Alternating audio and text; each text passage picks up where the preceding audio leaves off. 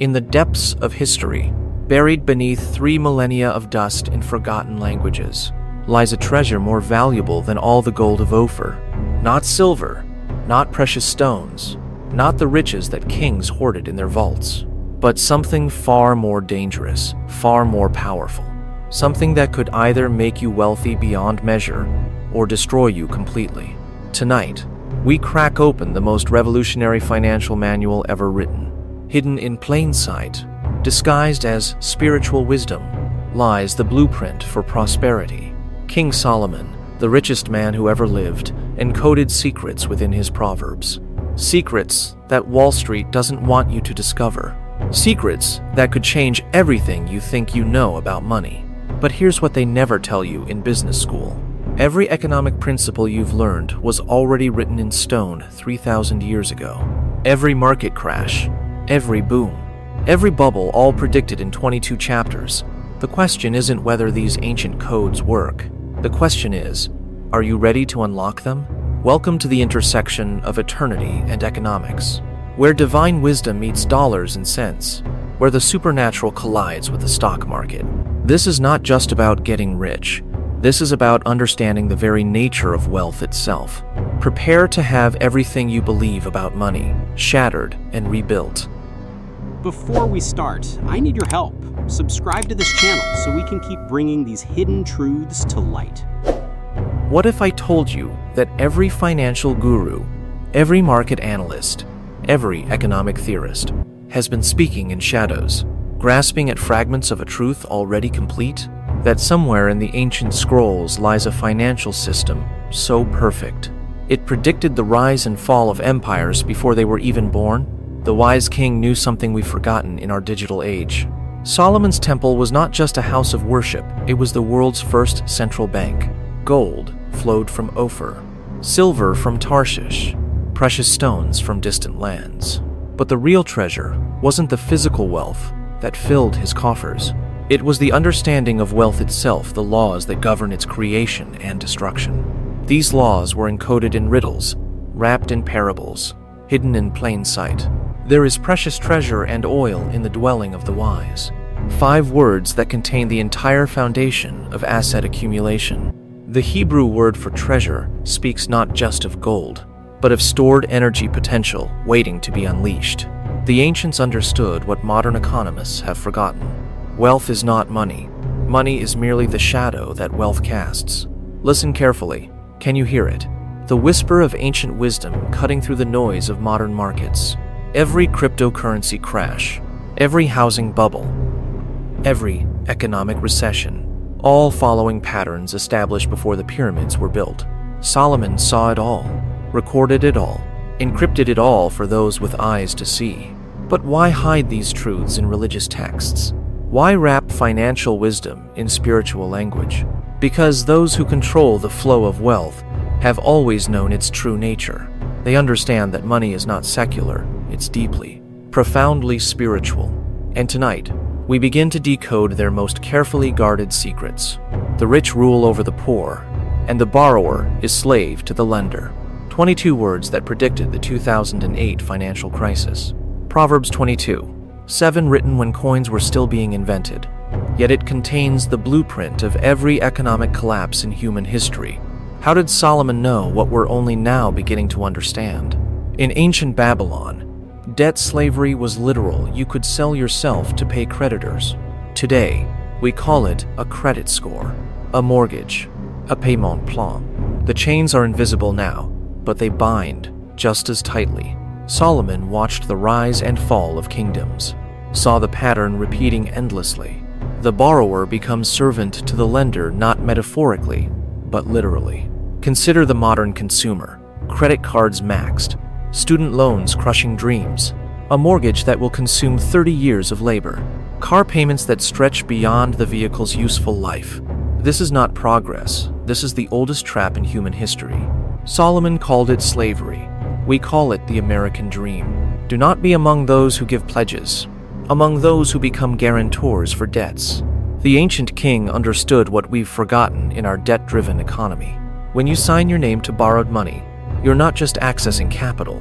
You're entering into a spiritual covenant binding your future labor to someone else's vision. Your time, your energy, your very life force becomes collateral. But here's the mystery that haunts every financial advisor. Why do the wealthy never follow the debt advice they give to others? They borrow millions while telling you to save pennies. They leverage assets while preaching debt elimination. Because they understand what Solomon encoded in his warnings. There are two kinds of debt: the debt that consumes and the debt that creates, the debt of the desperate and the debt of the wise.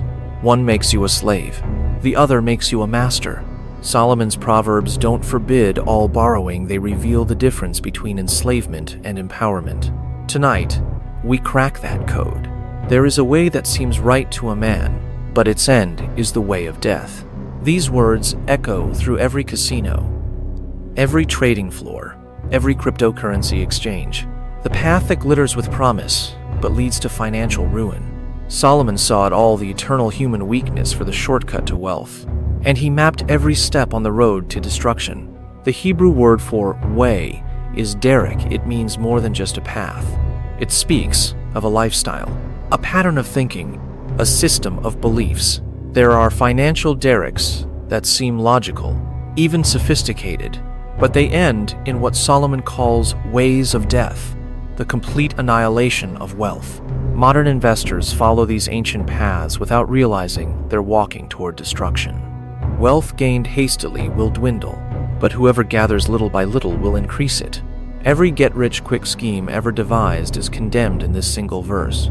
Day trading, penny stocks, cryptocurrency gambling, pyramid schemes, all variations of the same ancient folly that destroyed merchants in Solomon's time. The promise of instant wealth is the siren song that lures ships onto the rocks.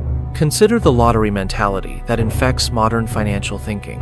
The belief that wealth comes from luck, from timing, from being in the right place.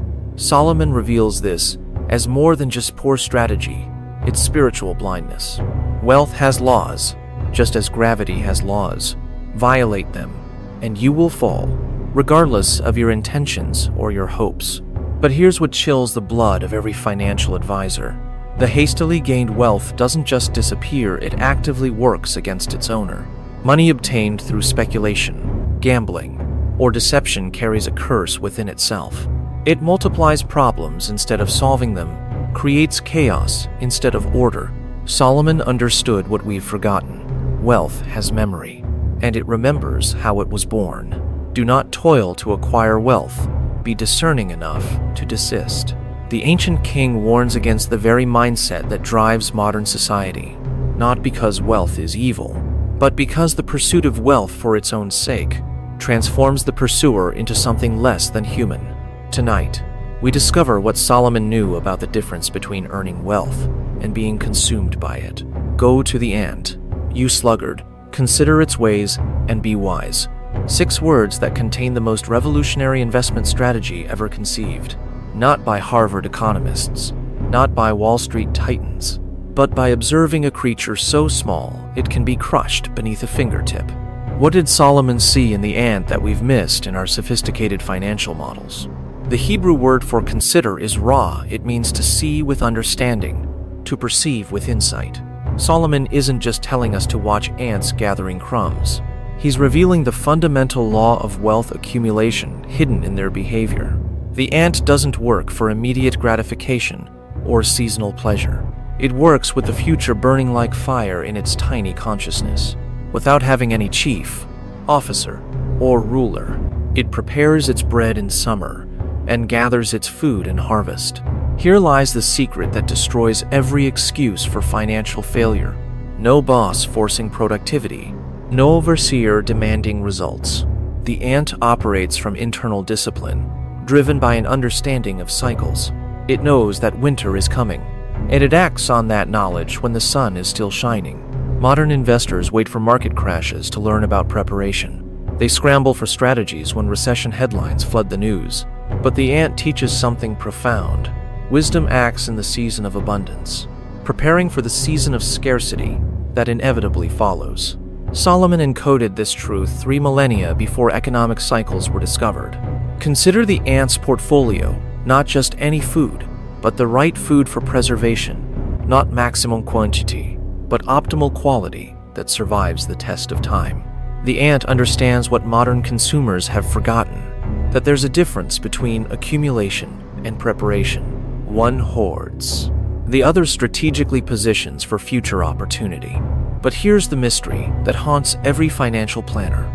Why does the ant succeed where humans with superior intelligence fail? Because the ant operates from wisdom, not emotion.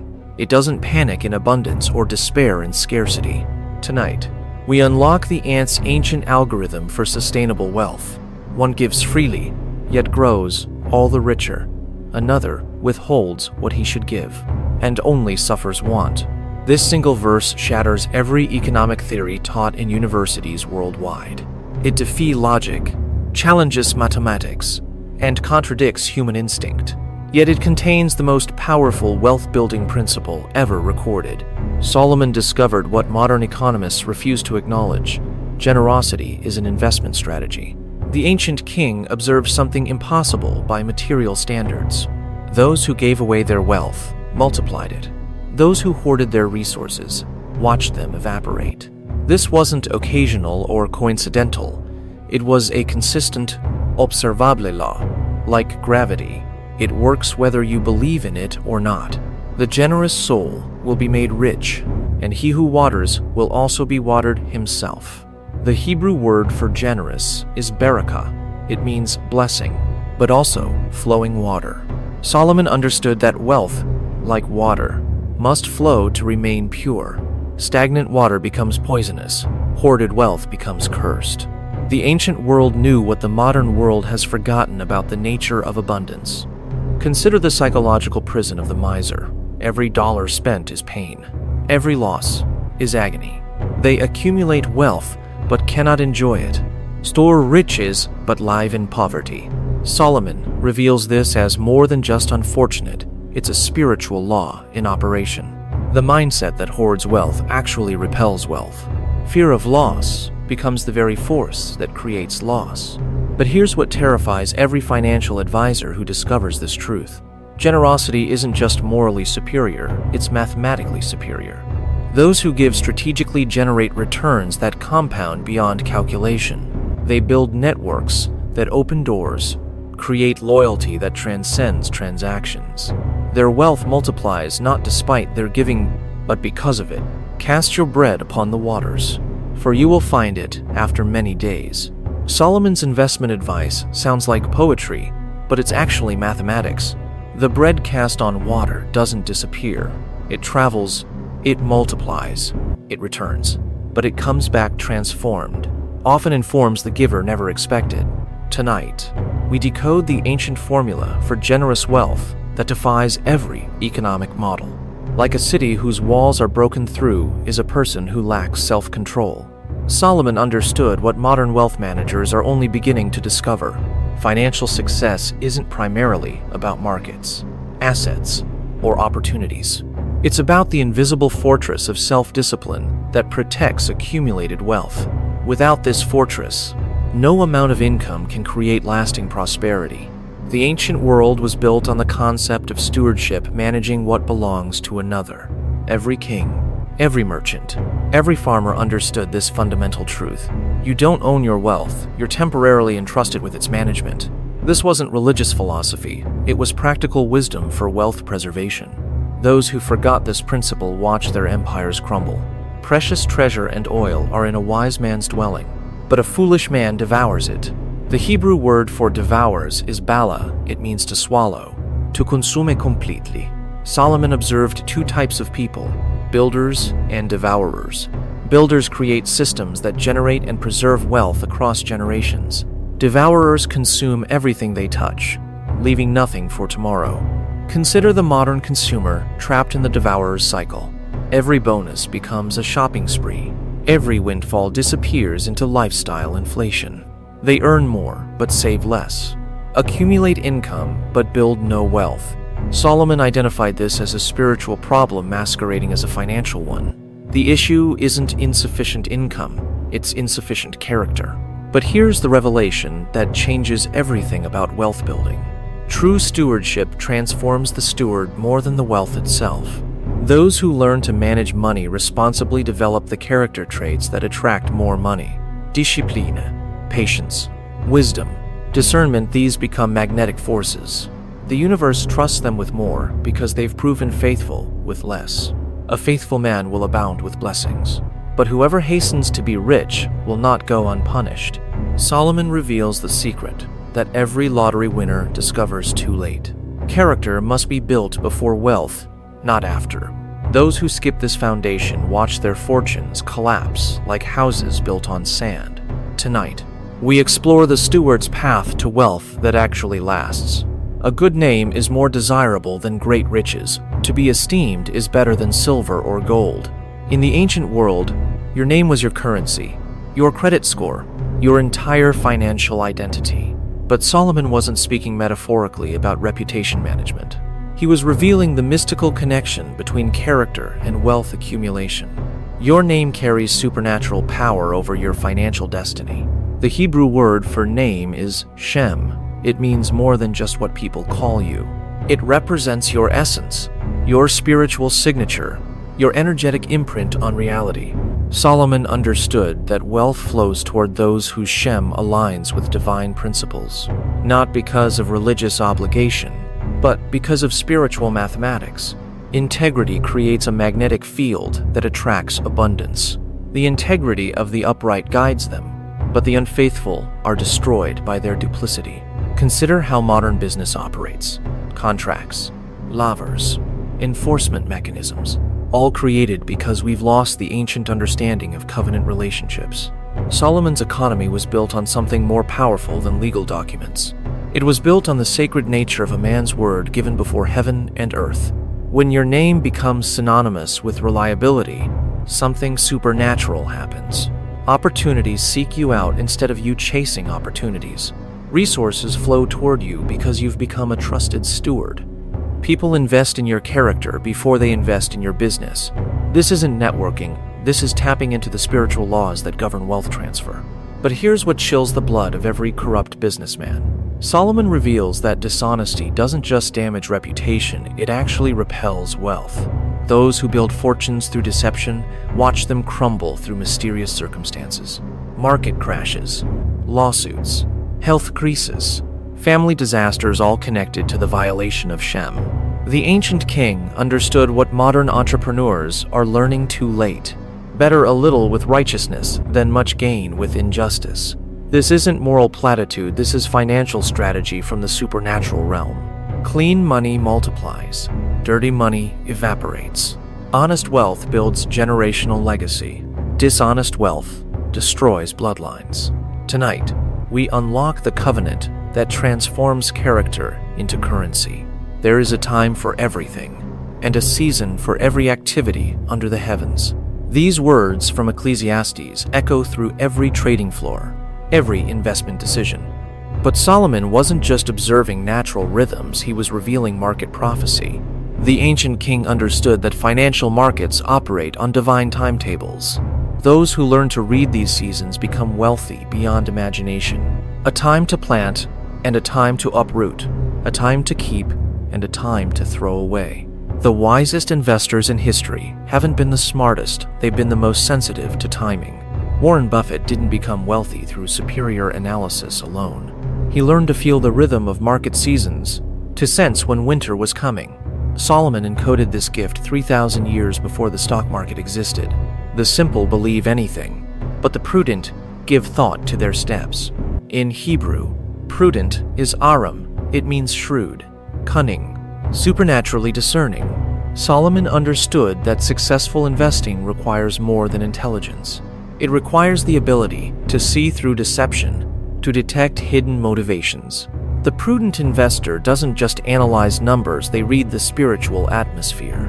Consider how market bubbles form: mass delusion, collective blindness, shared fantasy, tulip mania, the South Sea bubble, dot-com madness, housing crashes, all following the same ancient pattern Solomon identified as the simple believe anything.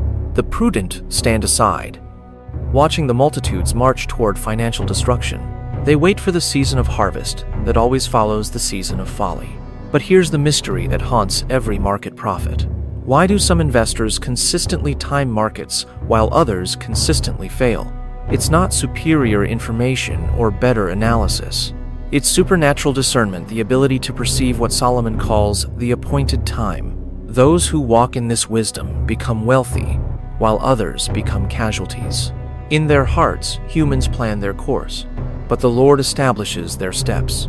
Solomon reveals the ultimate secret of market timing: submission to divine rhythm. The greatest investors don't just follow their strategies, they follow spiritual promptings. They invest when heaven says invest. They sell when heaven says sell. Tonight, we learn to hear the voice that speaks above the noise of the markets. Instruct the wise, and they will be wiser still. Teach the righteous, and they will add to their learning. Hidden within this verse lies the most powerful wealth-building formula ever discovered. Not compound interest, compound wisdom.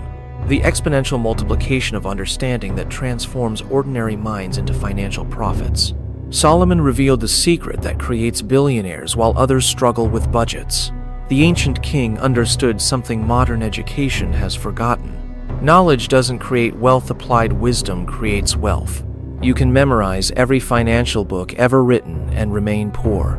But master the principles Solomon encoded, and poverty becomes impossible. Wisdom compounds at rates that dwarf any investment return. The heart of the discerning acquires knowledge, for the ears of the wise seek it out. The Hebrew word for heart is leb. It represents the core of understanding, not emotion. Solomon reveals that wealth flows to those who develop discerning hearts. Not just intellectual knowledge, but intuitive wisdom about the deeper patterns.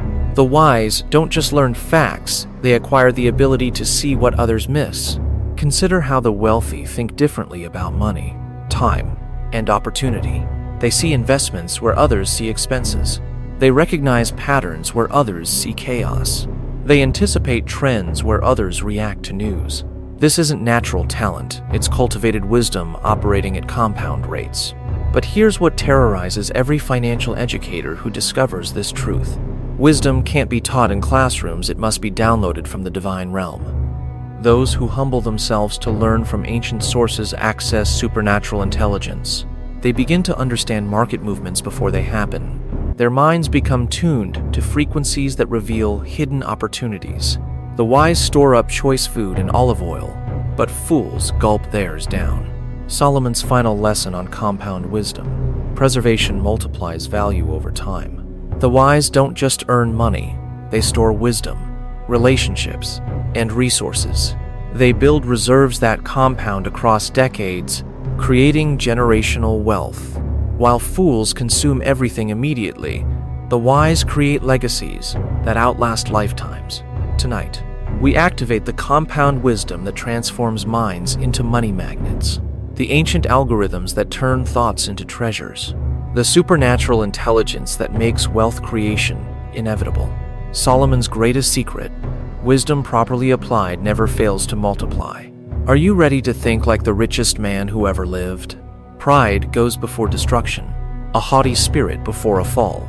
These words echo through the ruins of every financial empire that ever collapsed. Enron, Lehman Brothers, Bernie Madoff's pyramid of lies, all following the ancient patterns Solomon identified as the pride destruction cycle. The richest man in history knew that wealth's greatest enemy isn't poverty, it's arrogance. The Hebrew word for pride is gaon. It means rising up, swelling with self-importance. Solomon observed how wealth intoxicates its possessors, making them believe they're invincible. They stop listening to advisors, ignore warning signs, take increasingly dangerous risks.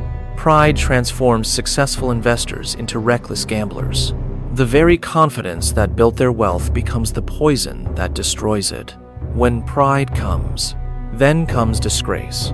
But with humility comes wisdom.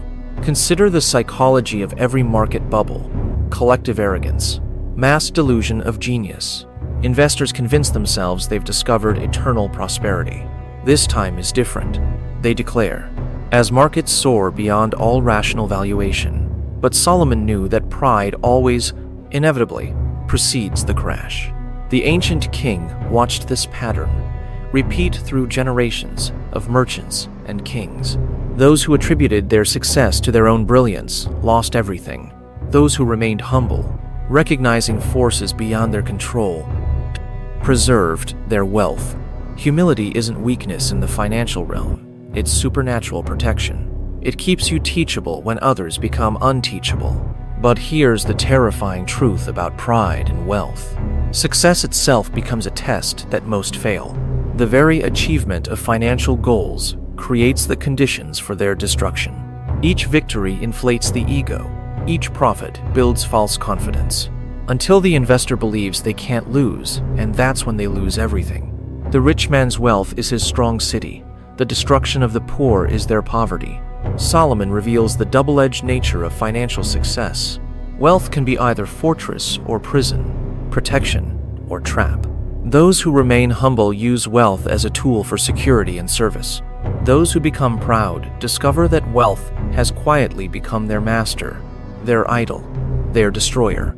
Tonight, we learn to walk the narrow path between poverty and pride, the ancient wisdom that builds wealth without worshiping it, the supernatural humility that multiplies riches while preserving the soul. Solomon's most dangerous teaching: how to become wealthy without becoming cursed. Two are better than one, because they have a good return for their labor.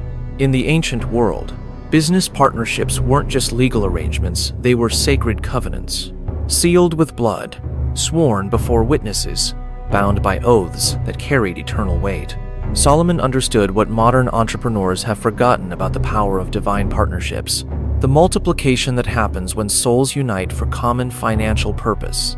If either of them falls down, one can help the other up. The Hebrew word for help is kum. It means to raise up, to establish, to cause to stand. True financial partnerships aren't just about sharing profits and losses. They're about supernatural mutual strengthening that defies mathematical explanation. When covenant partners unite, their combined capacity exceeds the sum of their individual abilities. Though one may be overpowered, two can defend themselves. A cord of 3 strands is not quickly broken. Solomon reveals the levels of partnership that create unbreakable wealth-building power.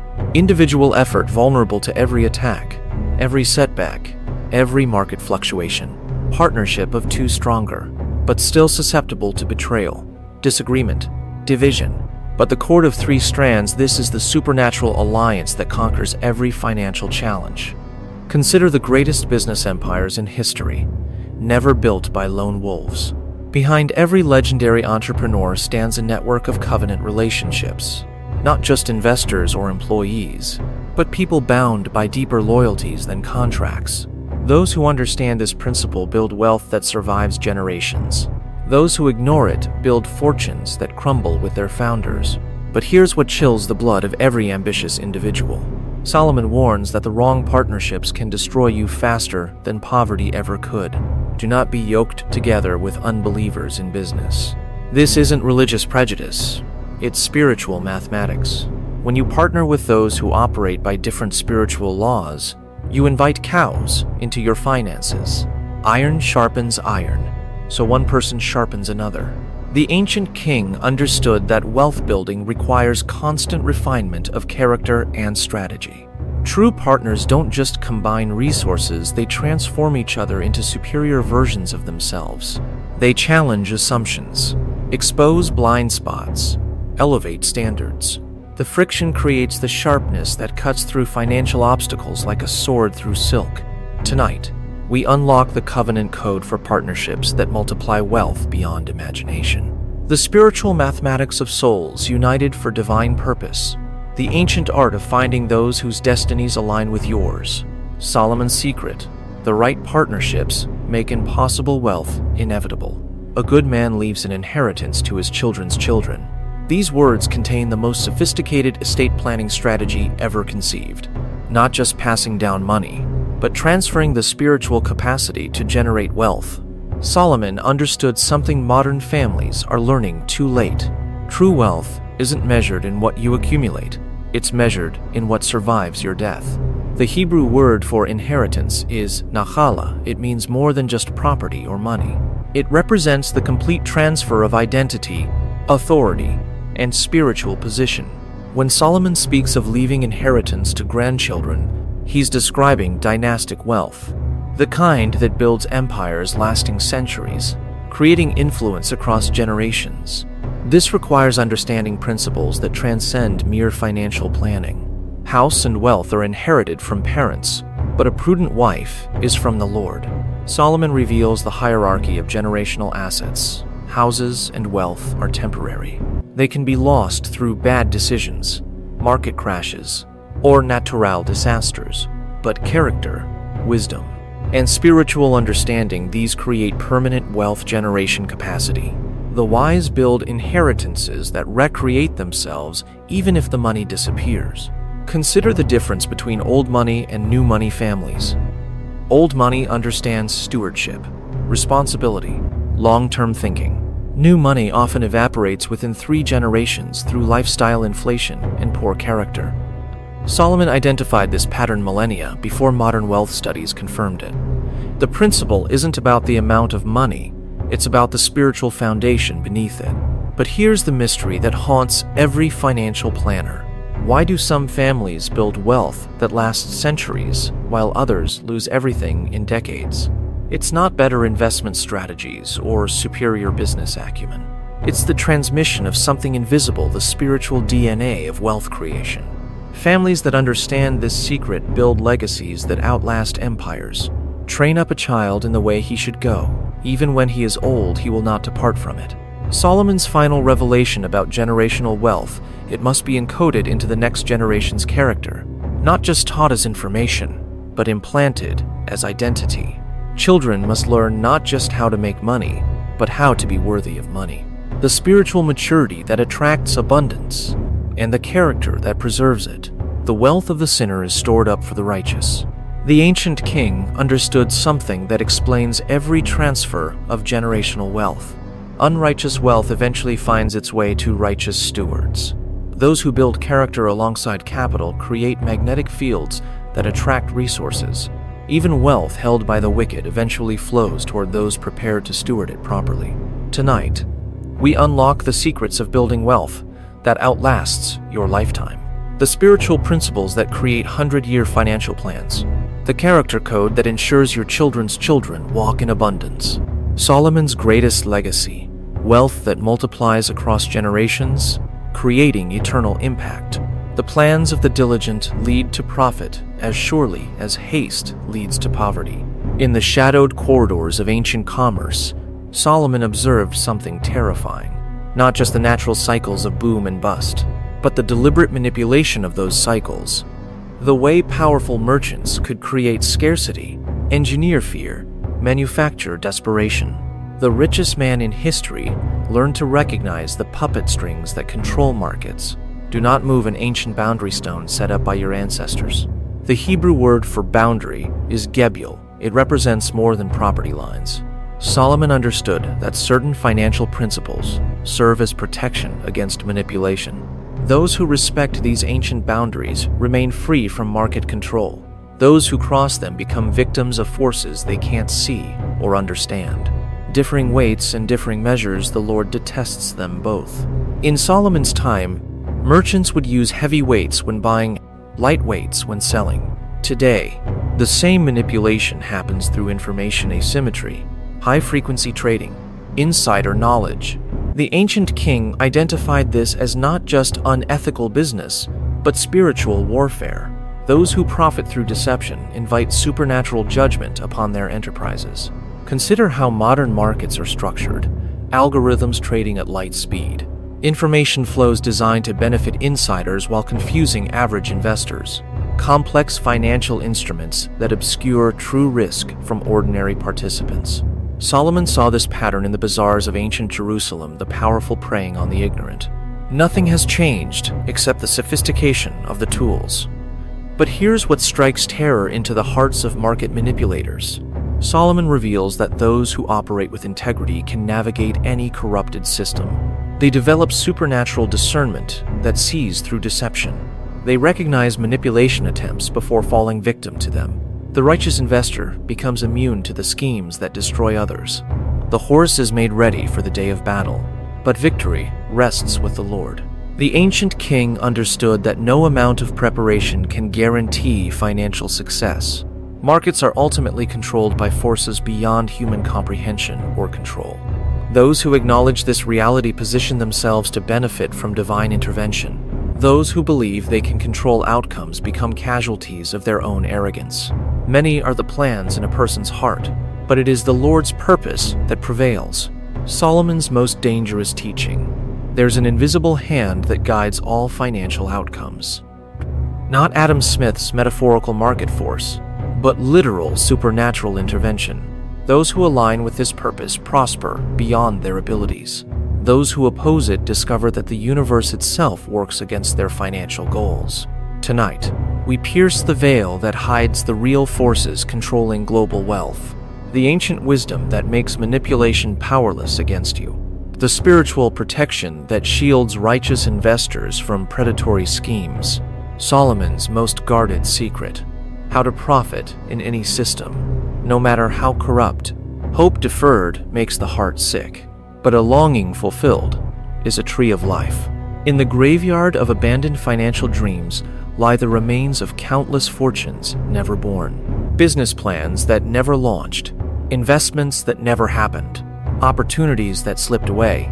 Solomon understood the psychological graveyard that separates most people from wealth, the death of hope that kills more financial potential than any market crash ever could. The Hebrew word for deferred is mashak. It means to draw out, to extend, to make long. Solomon identified the spiritual disease that destroys more wealth builders than poverty. Not the absence of opportunity, but the indefinite postponement of action on opportunity. Dreams that remain dreams slowly poison the soul, creating a poverty mindset that repels abundance. The longer you wait to act on legitimate financial vision, the more impossible it seems to become. The desire of the righteous ends only in good, but the hope of the wicked comes to wrath. Consider the difference between righteous desire and wicked hope in financial matters. Righteous desire seeks to create value, solve problems, serve others through wealth building. Wicked hope seeks to extract value, exploit others, accumulate wealth through selfish schemes. Solomon reveals that the universe itself responds differently to these two motivations. Desire without knowledge is not good. How much more will hasty feet miss the way? The ancient king understood the balance between vision and wisdom in wealth creation. Pure desire without understanding leads to financial disaster, but knowledge without desire leads to missed opportunities and regret. The wealthy learn to marry burning vision with careful preparation, creating unstoppable momentum. But here's what resurrects dead financial dreams from their graves. Solomon reveals that properly aligned desire carries supernatural power. When your financial goals serve purposes larger than personal comfort, divine force activate.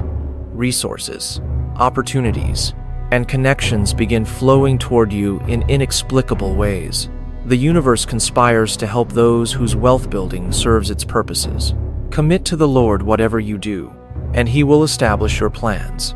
The ancient king discovered the secret that transforms impossible dreams into inevitable realities, not through human effort alone, but through surrendering financial goals to divine oversight.